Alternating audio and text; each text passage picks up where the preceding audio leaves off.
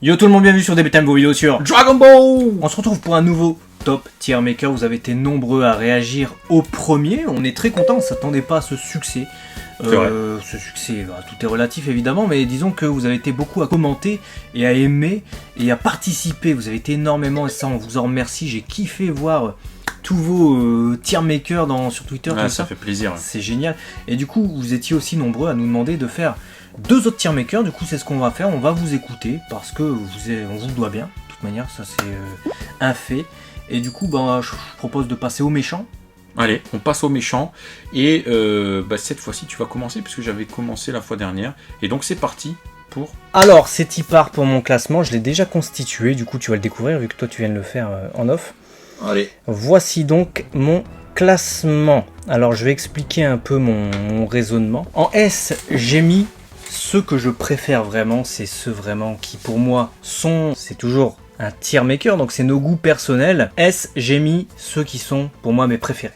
C'est mes méchants préférés de tout Dragon Ball. Ensuite, A, j'ai mis ceux que je trouve très bons et qui m'ont fait plaisir par leur construction, pour qui, du coup, j'ai développé un affect. B, j'ai mis ce que j'ai trouvé bon, qui m'ont plu comme méchants. C, j'ai mis des méchants que j'ai trouvé sympas, mais s'ils n'étaient pas dans l'œuvre Dragon Ball, c'est pas grave. Ça me changerait pas ma vie, mais je les aime bien. Et enfin, D, j'ai mis des méchants que j'ai trouvé OSEF, dont je peux totalement me passer. Voilà, soit j'aime pas leurs arcs, soit je les aime pas en tant qu'antagonistes parce que je les trouve pas assez construits ou pas assez réussis, soit en fait ils ne m'ont pas intéressé, mais c'est pas des personnages que je déteste, c'est juste des personnages...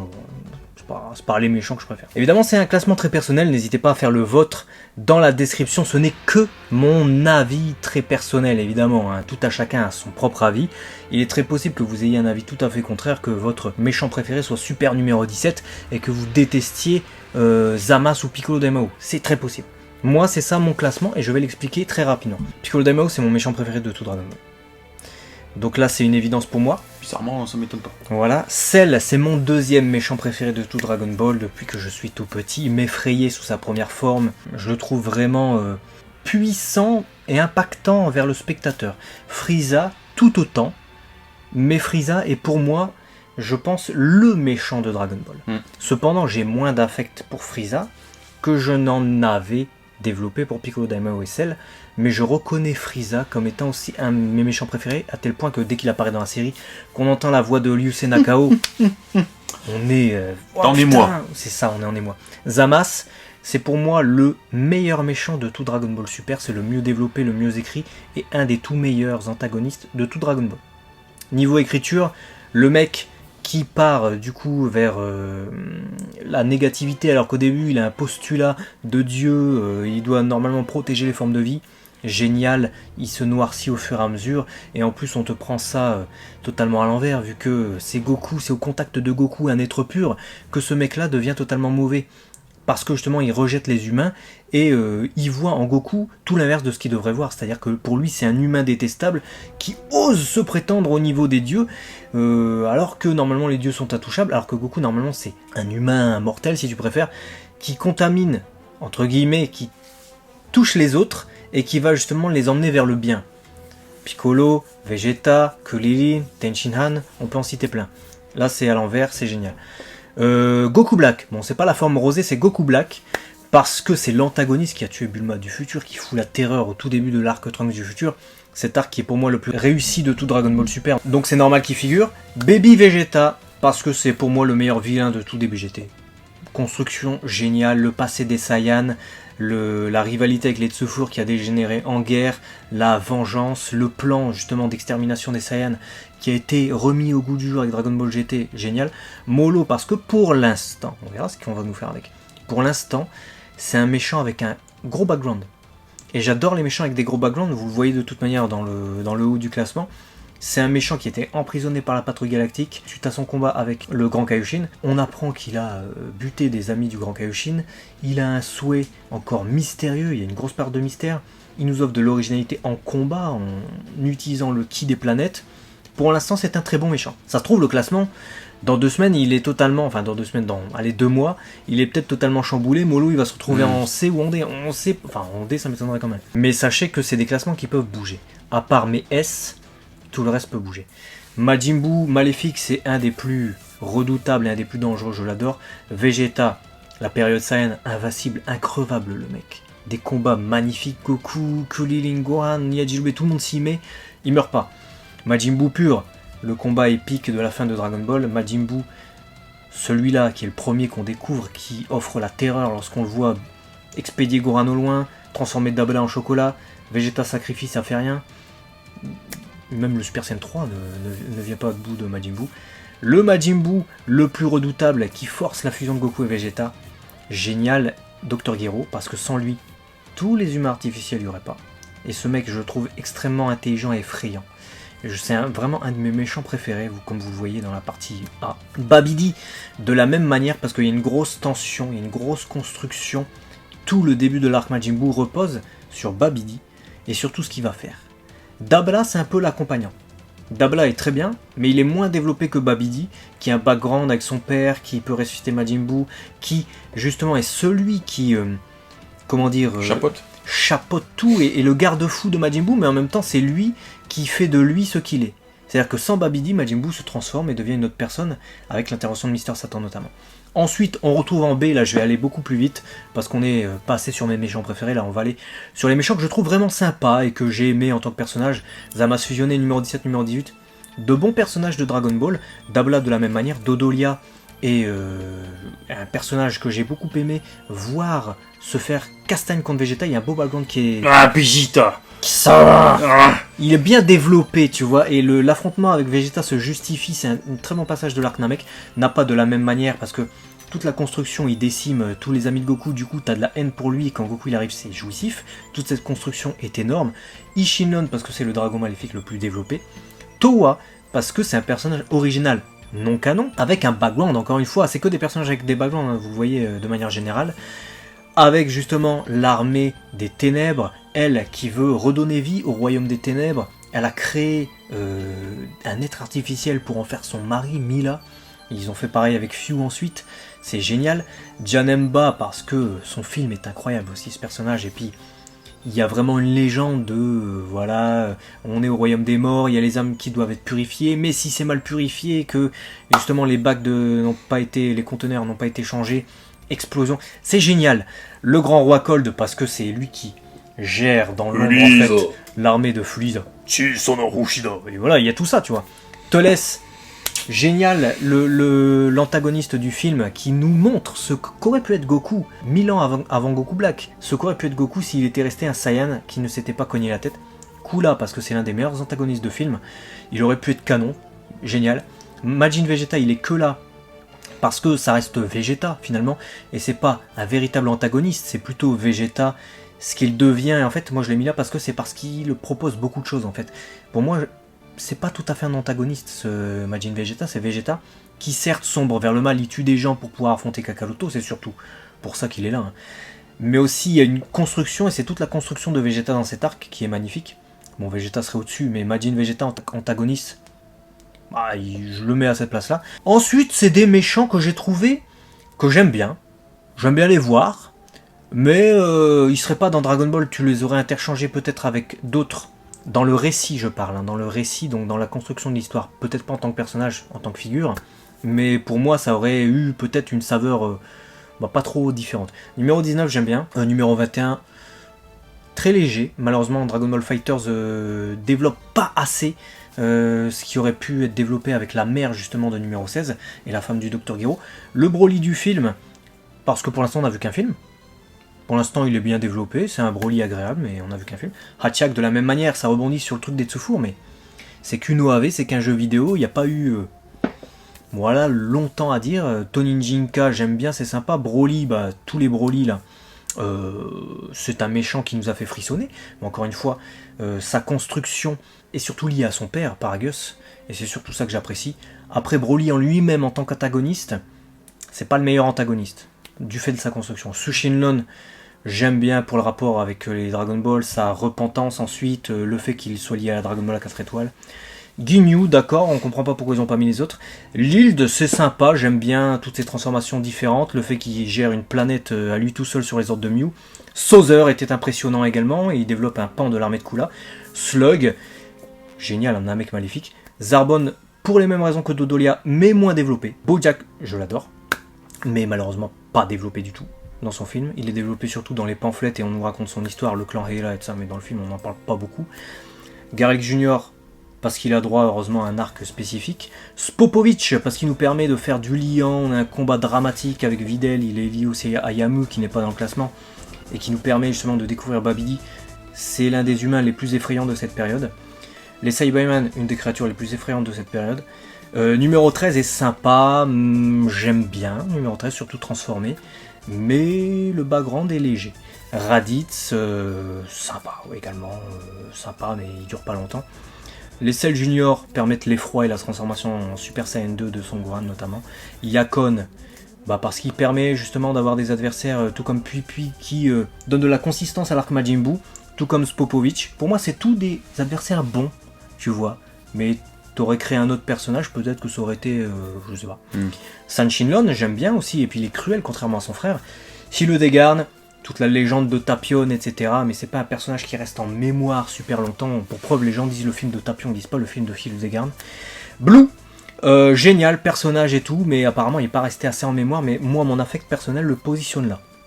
Par rapport à sa construction. Hit, parce que pour moi c'est pas un antagoniste. C'est un personnage que j'aime beaucoup, mais c'est pas un antagoniste. Pour moi, il est pas méchant du tout. Il en manque évidemment dans ce classement, j'aurais mis Tao Pai Pai, je l'aurais mis certainement en A.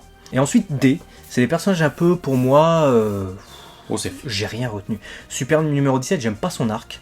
Cependant, il y a des trucs bons, il y a des trucs moins bons. Numéro 17, enfin super numéro 17. Son chara-design peut être stylé à certains endroits, mais... ouais, je suis pas fan vraiment. Jiren, c'est quoi son background? Son maître a été tué, il cherche quoi? On sait même pas son vœu dans l'animé. Dans le manga, on nous dit qu'il veut ressusciter son maître. Extrêmement faiblard. Pas Jiren, parce que c'est plus fort de tous les adversaires, mais le background du personnage. Demigra, j'ai pas plus apprécié que ça. C'est pareil, c'est très faiblard. Il sert à justifier Towa et Mila. Mila, pareil. C'est le combattant de Towa. Ouais, je vais combattre. Comment ça t'a fait du mal à Towa? Je vais combattre. Voilà pour mon classement, je suis désolé d'avoir été un peu long, j'ai fait le plus vite que je pouvais. À toi maintenant. Ah oui, j'ai pas mis Zamasu fusionné sous cette apparence parce que j'ai déjà mis le Zamasu fusionné, c'est pareil pour moi, je vois pas de différence. Et j'ai pas mis Silas parce que j'ai pas poussé le jeu Super Dragon Ball Heroes au point de découvrir son background. Ça se trouve, il devient gentil au bout de 2 chapitres du jeu, j'en sais rien. Donc du coup, je peux pas voter pour ce personnage. Voilà, moi je vais essayer du coup de vous faire un petit peu de teasing, on va commencer par le bas et on va monter crescendo. Et toi, tu as mis des indications justement un peu plus précises. Voilà, j'ai mis des indications. Alors vous n'allez pas voir ce qui figure dans les différentes lignes, mais j'ai commencé par mettre le rouge tout en haut, c'est le max. C'est vraiment ce que je préfère, c'est le max du max. Ensuite, c'est du très bon, du bon. Je vous expliquerai ce que j'entends par bon, du OSEF et ensuite autre.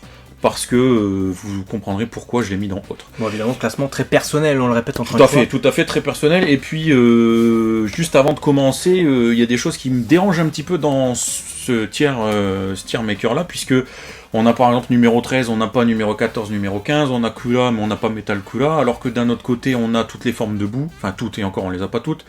On a Perfect Cell, mais on n'a pas la première forme ni la deuxième. Ils ont mis 6 en tête, mais ils n'ont pas été complets, quoi. On a même Broly du film 8 et Broly du film 10 qui sont le même personnage. Mais on n'a pas Bio Broly. Et on n'a pas Bio Broly, alors que ce n'est pas le même personnage. Donc voilà, on n'a pas, si on veut, Docta Willow, on n'a pas... Voilà, donc on n'a pas tout le monde, on fait avec ce qu'on a. Enfin, ce qu'il propose. Le classement pourrait être différent si on avait eu plus de monde, mais voilà, peu importe. On va commencer donc par le truc le plus classique et qu'on a en commun. Je l'ai mis dans autre, sans savoir que tu l'avais mis dans ça aussi. Silas, pour les mêmes raisons. Je sais pas qui il est, j'ai pas poussé le jeu, je peux pas me permettre de dire je le kiffe pas, je le connais pas. Donc partant de ce fait là, il est dans autre, parenthèse totale pour moi. On va du coup passer à la catégorie OSEF pour moi. Super numéro 17, je m'en bats les couilles en fait. Ouais, c'est-à-dire pareil. j'ai pas d'affect avec ce perso. C'est incroyable et je découvre qu'on a le même du coup. J'ai trouvé que ils ont voulu prendre un perso, ils ont voulu faire quelque chose pour le rendre plus fort, ils l'ont fait fusionner avec lui-même, ça a donné ça, mais Ouais, mais c'est pas ce que je retiens de DBGT, tu vois. C'est pas le truc qui m'a fait kiffer forcément dans GT. Des fois, il y a des longueurs, des fois... Donc, voilà, OSEF pour moi, totalement OSEF. Et Zamasu fusionné qui commence à se séparer, pareil, parce que... Oui, ça apporte la déstabilisation de la fusion parce que t'as un humain, t'as une divinité. Mais c'est pas ce que je retiens de l'arc, tu vois. L'arc en lui-même était suffisamment consistant et suffisamment dark et important avec le postulat de départ de Zamas pour aller en aboutissement jusqu'à une fusion un peu décalotée, quoi. Tu vois, donc, ouais, voilà, on m'aurait pas mis ça, on serait resté sur un autre postulat, ça me serait allé aussi. Ensuite, donc pour mes personnages, bon, j'entends bon des persos qui m'ont fait vibrer, qui m'ont apporté quelque chose dans l'œuvre, et voilà, j'ai un affect particulier, mais c'est pas ceux que je retiens le plus si tu me demandes ton ennemi préféré, tu vois. J'ai mis Dodolia et Zarbon parce que j'ai du mal à les dissocier, ils sont très attachés dans ma tête comme un binôme. Les sbires de Frieza, qui par moments agissent par eux-mêmes, par moments sont un petit peu à sa botte. Donc c'est ce qui fait qu'ils, comme ils peuvent pas forcément s'exprimer de ouf et qu'on n'a pas un background hyper développé, je pouvais pas le mettre plus haut. J'aurais peut-être fait comme toi, si je devais différencier, mettre Dodolia un chouïa avant Zarbon, mais voilà, je suis resté sur quelque chose de... un binôme. Molo, je l'ai mis là parce que je peux pas le mettre c'est le milieu pour moi. Je sais pas ce qu'il va devenir. Le postulat me plaît de ouf. Mais j'attends, parce que ça peut très bien tomber en cacahuète, me dire en fait c'était de la merde, ou très bien ça peut monter en classement tellement il est bon. Donc, de la même manière, c'est important je pense de repréciser que ce sont des classements qui peuvent changer. Je pense que nos préférés ne vont pas trop changer, mais par contre tout le reste du classement peut facilement changer. Tu l'as dit avec Molo, il suffit qu'il y ait une actu sur un autre personnage qui revient. Ça peut être chamboulé. Ensuite, le papa de Freezer de l'espace, bah c'est son père, mais bon, on n'a que très peu de choses finalement sur lui. On connaît pas forcément la race. Donc toi, le clan de Frieza en tant que tel, on connaît lui. C'est le père de Frieza, mais à part au moment où il est en Mecha Frieza, il le récupère et puis des bribes qu'on a, c'est pas suffisamment. Grâce à l'animé d'ailleurs. Grâce à l'animé, c'est pas suffisamment développé pour me permettre d'avoir un background qui le hisse en tête. Il dégarde même raison que toi. Bon ennemi, bonnes vibes avec un film, un des plus beaux films, mais il me marque pas, tu vois. Par contre, demain que tu me fais des figurines, je prends, mais il m'a pas marqué spécifiquement. C'était bien sous le moment, mais il m'a pas mis une empreinte à vie. Sauzer, pareil, il est classe. C'est un peu pour moi, c'est un peu le Ginyu bis, tu vois. C'est le Ginyu du film 5, tu vois. C'est pour ça que d'ailleurs vous retrouvez Ginyu dans ce même classement. D'ailleurs, pareil, tu l'as souligné, je sais pas pourquoi ils sont pas mis les 4 autres. Chef d'escadron, tu vois, mais voilà. Il aurait pu avoir une autre tête, c'était pas grave. Tu vois. Par exemple, Riku, moi, il serait bien placé dans le classement. Ah ouais, Riku il sera au-dessus. Ah ouais, c'est pour ça que je suis un peu titillé que de voir que Ginyu. Cell Junior, Saibayman, pour moi, c'est même dos. Saibayman, c'est les mini-sbires de Nappa.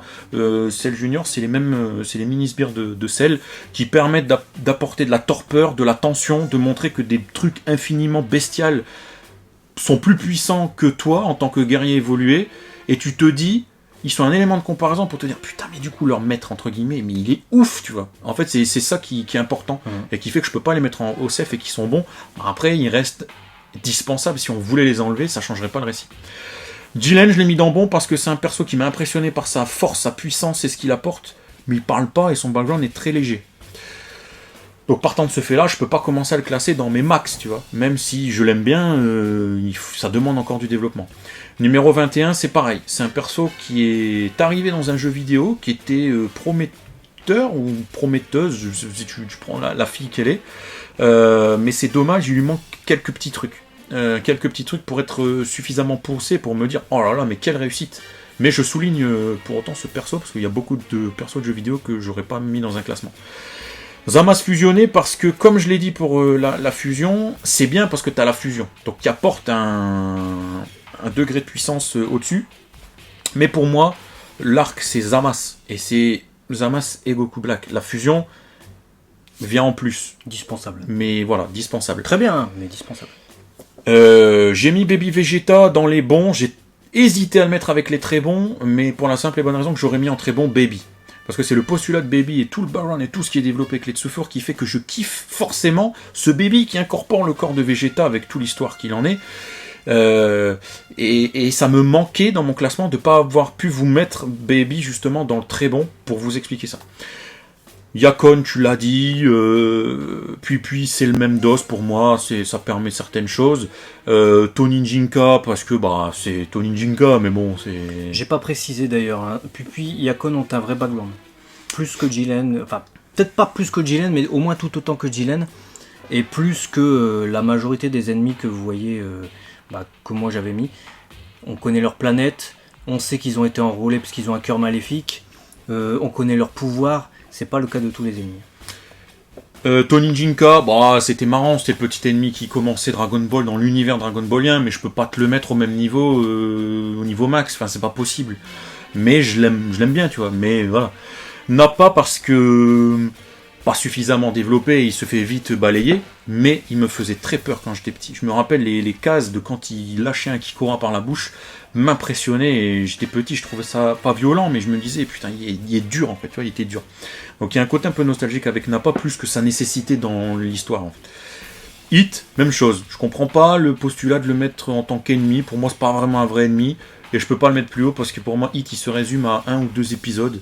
On l'a vu dans l'épisode 39, surtout briller. Le tournoi du pouvoir, il a fait 2-3 trucs, mais il est un peu anecdotique par rapport à ce qu'on attendait de lui, justement. Et ça m'a pas permis de le mettre plus haut, tu vois. C'est dommage, parce qu'il y a un potentiel énorme, ce perso, je trouve, et il est pas suffisamment exploité. Puis j'ai dit... Spopovich, t'as très bien résumé le perso, c'est l'humain qui fait le plus peur, il te crée un liant, etc., il te dégomme Videl, etc., donc t'en as peur. Donc bon ennemi. Sushinon, Sanshinon, pareil, c'est des dragons qui ont la particularité de te faire vibrer par rapport à leur histoire et par rapport à la Dragon Ball, surtout la Sushinshu qui représente, mais voilà, c'est bien, c'est des bons ennemis. Rin c'est pareil. Après, Babidi, tu vois, je l'ai mis un peu moins élevé que toi parce que... alors effectivement il crée la torpeur, c'est lui qui crée tout ce bazar, etc. Mais en même temps il est neutre pour moi, enfin c'est-à-dire, je sais pas comment expliquer. C'est le petit ver de terre qui casse les couilles, tu vois, mais il lui manque un petit quelque chose pour vraiment à mes yeux briller et me dire putain, alors lui il m'a fait vraiment vibrer de ouf. Donc il reste un très bon ennemi, mais pas le très très bon, vous allez voir après ça va monter crescendo. Moi tu sais pourquoi je l'ai mis si haut? Parce que c'est grâce à lui qu'on a Majin Vegeta, enfin grâce et à cause, et c'est à cause aussi de lui qu'on a la résurrection de Majin Buu, et qu'on a le Majin Buu mauvais. Ah, c'est l'instigateur de tout. Hein. Parce qu'il le manipule, et sans Babidi, en fait, il n'y a pas l'arc Majin Buu. Donc pour moi, il est très très important, c'est un élément majeur du tout. Ah ouais, sur ça, j'ai rien à dire. Et ensuite, j'ai mis toute la clique, Mila, Demigra, Toa, parce que... Toa un peu plus que les autres, mais je les ai mis ensemble dans le même groupe parce que ils développent quelque chose qu'on aimerait voir dans Dragon Ball, dans le canon de l'œuvre. C'est des choses qui me tiendraient forcément à cœur, mais en fait ils font pas partie intégrante de l'œuvre originale, ils sont pas canon en tant que tels. Donc j'aurais peur de les mettre plus haut, parce que si demain, je l'espère, cette facette de l'œuvre peut être développée, j'aurai peut-être des vrais persos plus construits, et qui me feront peut-être plus vibrer que ces trois-là. Donc je les mets dans la partie bon ennemi, neutre, parce qu'ils m'apportent quelque chose, mais ils n'ont pas franchi la barrière de l'excellence. Et donc là on va passer à l'excellence, Hachiak. Alors c'est vrai qu'il apporte pas grand chose, c'est pas l'ennemi avec le background le plus poussé, tu vois. Lui c'est Fukushu, c'est vengeance, il répond au Dr. Aichi, d'ailleurs il est où Dr. Aichi? Il est nulle part. Mais il m'a toujours fait vibrer, et je pense qu'il y a vraiment un côté très subjectif et très nostalgique. Parce que pour moi, c'est le Dorothée Magazine, c'est le livre d'or où Dr. Eggy. Où on a vu le Dr. Eggy pour la première fois. Et je m'étais dit, mais c'est qui? Et il m'a fallu des années avant de découvrir qui il était. Donc il y a eu un fantasme qui s'est développé autour de Hachiak. Et quand je l'ai vu, j'ai vibré. C'est juste surtout ça. Pareil. Après, on a Janemba. Janemba, t'as tout dit, je peux pas répéter, mais... il gueule comme ça. Quand t'as un mec qui me gueule dans les enfers comme ça, tu ne peux que bien le placer. Raditz, parce que c'est le frère de Goku, c'est le début du tournant de Dragon Ball Z pour la partie animée, et il dure pas longtemps, mais il est important pour tout ce qui va s'en suivre. Broly, j'ai mis les trois au même rang, je préfère celui du film récent par rapport à son développement qui est beaucoup plus poussé, et après t'as le côté cultissime et plus nostalgique des deux autres Broly du film 8 des années 93 et film 10 94. Mais là où je n'ai pas assez de matière avec le film, le dernier Broly, qui me permettrait de le mettre plus haut, j'ai le côté des deux autres films, donc 8 et 10, où justement le background il est pas top en fait. Donc l'un a ses atouts, l'autre ne l'a pas, donc ils s'équilibrent, pour moi ils sont dans le même bateau. Blue je l'ai mis là parce que c'est l'un des ennemis importants de l'arc du Red Ribbon de Dragon Ball, et il apporte ces sucreries à l'histoire qui... Et on a tendance à le sous-estimer en fait, Blue. On a tendance à le dire, ouais, c'est un humain comme ça, voilà. Mais je trouve qu'il est très important en fait dans l'arc. Et de la même manière, moi je crois que j'ai mis Blue en B. Et j'ai dû mettre... et Tao Pai Pai n'était pas là, j'aurais mis en S. Ouais, Je crois que les images, il y a quelqu'un qui a mis ça en commentaire, peuvent peut-être influencer. Et je suis d'accord parce qu'ils ont mis le Blue du film anniversaire Dragon Ball. Et c'est le Blue que j'aime pas parce que dans ce film anniversaire, il est anecdotique, il a aucun rôle, il sert à rien. C'est clair. Alors que le Blue du manga Dragon Ball, j'aime beaucoup ce personnage. Vraiment, le Général Blue est un personnage très important dans Dragon Ball. Chotto. Jordan Janaiwaya. Ishinlon parce que c'est l'un des ennemis qui pour moi a une vraie symbolique, c'est l'aboutissement de cet usage tronqué des Dragon Ball qui entraîne du coup tu vois cet ultime ennemi maléfique. Cette ultime bafouille. C'est votre ultime bafouille. Du coup c'est une ultime bafouille tu vois. Donc c'est un très très bon ennemi pour moi et ce n'est pas Omega s'il te plaît. C'est Ishinlon. Voilà. Ishinlon comme Ishinshu, du coup la Dragon Ball a une étoile. Voilà. Donc, s'il te plaît. Omega tu fais caca dessus. C'est les noms américains. Zama et Goku Black, je l'ai dit, c'est très bon. Je partage ton point de vue, c'est le meilleur arc de Dragon Ball Super. Il y a vraiment un développement, une recherche du background. Je vais pas redire tout ce que tu as dit sur Zamas parce que je vais essayer d'aller à l'efficacité. Perso super bien développé. Goku Black, j'aurais pu le mettre en dessous, mais en fait, il est une représentation de la malice du personnage, tu vois, d'utiliser son intelligence pour aller utiliser le corps d'un autre pour asseoir son plan d'extermination, etc. Et on a cette expression du coup de Goku. En fait, t'as tout un truc qui s'est super bien développé, j'ai kiffé. Donc je l'ai mis au même rang. Garlic parce que j'ai kiffé en fait. Le film 1, il a ce côté nostalgique. Tu vois, t'as pas besoin d'avoir à ce moment-là de l'œuvre les transformations Super Saiyan à foison, etc. C'était vraiment un combat. Il y avait Kami, il y avait Piccolo, il y avait Goku. Et t'as l'expression de la colère de Gohan. J'ai le celluloïd d'ailleurs d'un passage culte. Voilà, donc Garlic, s'il te plaît. Ensuite, j'ai mis numéro 20 et numéro 19. Je te cache pas que numéro 19 aurait pu descendre en dessous, parce que numéro 20 est bien au-dessus pour moi. Mais de la même manière que j'ai mis, tu vois, Dodolia et Zarbon, j'ai mis les deux, parce qu'ils sont un peu en binoma aussi, dans la torpeur qu'ils m'ont dégagé. J'avais peur, en fait, quand l'arc des humains artificiels est arrivé, j'étais petit. En anime encore plus, avec la musique et tout. Ils m'ont fait peur, en fait. Parce qu'ils arrivent, ils parlent pas. Ils te mettent une ambiance de fou, ils te perforent Yamcha. Il y avait de la tension. Oh, j'ai fait putain, j'adore. On l'a dit de toute façon dans les moments les plus marquants de Dragon Ball, on avait fait une vidéo. Regardez là. Ouais. Et c'est ce qui fait qu'en fait ils sont cultes, tu vois. Et puis bon le Dr Gelo, je veux dire c'est la tête pensante, donc il peut pas. Soyez intelligent. Oh, un intelligent, faut en savoir combien de mots il écrit. Au même titre, tu vois, numéro 13. J'ai toujours été fasciné par ce perso, c'est l'une des cassettes que j'ai le plus usé des films Dragon Ball. Tu vois, t'as pareil, numéro 14, numéro 15, on sait pas où ils sont. Mais ce perso qui combat Goku, tu vois, qui est la création du Dr Gelo, qui, à ce moment-là, moi quand j'avais découvert, c'était vraiment les humains artificiels qu'on ne connaissait pas, et tu te dis, putain, ils sortent de où? T'en avais 3 autres qui étaient ouf, et qui mènent un combat acharné contre Goku, qui crée après l'essor des 3 Super Saiyan, moment magique, et après ce super numéro 13, d'ailleurs il est où je sais pas, qui a nécessité ce Genki Dama et tout, enfin bref, il y a vraiment un côté culte. Slug, j'ai kiffé. Un Namek maléfique, etc., qui a donné naissance en plus au pseudo Super Saiyan. La résurrection aussi du thème des Mazoku, donc le clan des démons, qui est cette fois utilisé pour justifier le fait que ce soit des extraterrestres démoniaques. Plutôt intelligent, parce que ça avait été utilisé avec Garlic Junior, du coup c'était confondant, parce qu'à l'époque Piccolo, on savait pas que c'était un Namek dans le premier film Dragon Ball Z. Donc c'est vraiment sympa d'avoir fait ça avec la menace Namek.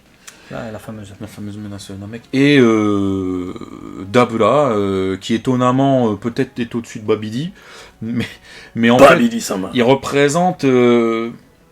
Il m'a toujours fasciné, il représente un peu, tu vois, quand j'étais petit, et c'est vrai que de toute façon dans son allure c'est un peu Satan, tu vois, enfin c'est un peu le diable, qui va vraiment du coup en opposition avec tout le côté ange et gentil que tu peux retrouver dans certains persos. Et il me fascine parce que il a ce background d'un arc, donc tu vois tout le côté Makaioshin, tous ces trucs là qui n'est pas développé. Et c'est le seul liant petit lien officiel que j'ai avec ce truc que je n'ai pas, j'aurais tellement envie de tirer la corde.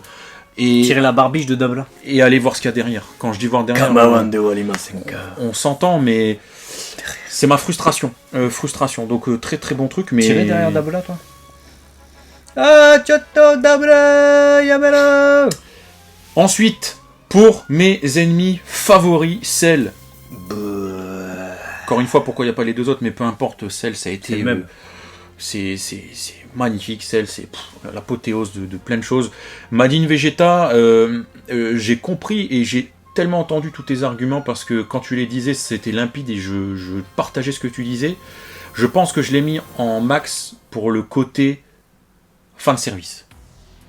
Le côté, tu vois, où tu as ce Vegeta qui devenait bon, qui se fait avoir, qui fait des choses qui te font vibrer à ce moment-là. Tu te dis, il est classe, tu vois, à ce moment-là, il fait quelque chose, il vrille, tu te dis, putain, il y a un côté, t'es deg, mais il y a un côté, c'est bon, tu vois. Donc voilà, te laisse. Alors, la représentation de Goku, de ce qu'il aurait dû devenir, je kiffe tellement ce perso. Piccolo Daimao, je ne peux pas répéter ce que t'as dit, hein. Je pense que tu me contraries pas si je te dis que voilà. Vegeta, j'ai pas compris ce qu'il faisait là parce que c'est un ennemi certes, alors il faut se focus, faut se dire. Vegeta dans l'arc Saiyan, ok, mais pourquoi t'as pas mis Piccolo C'est un peu flou en fait. J'aurais limite pu le mettre dans autre Vegeta parce que pour moi, j'ai pas trop compris. Donc je l'ai mis dans Max parce que c'est un des ennemis qui est devenu, dans sa construction, c'est le plus construit. Je peux pas le mettre autre part que là.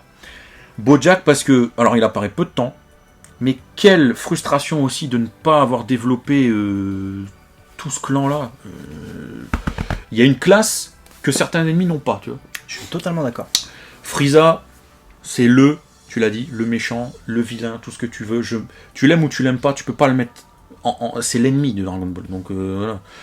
Numéro 17, numéro 18, bah, c'est pour moi les humains artificiels aboutis qui ont aujourd'hui une place forte du côté de nos héros.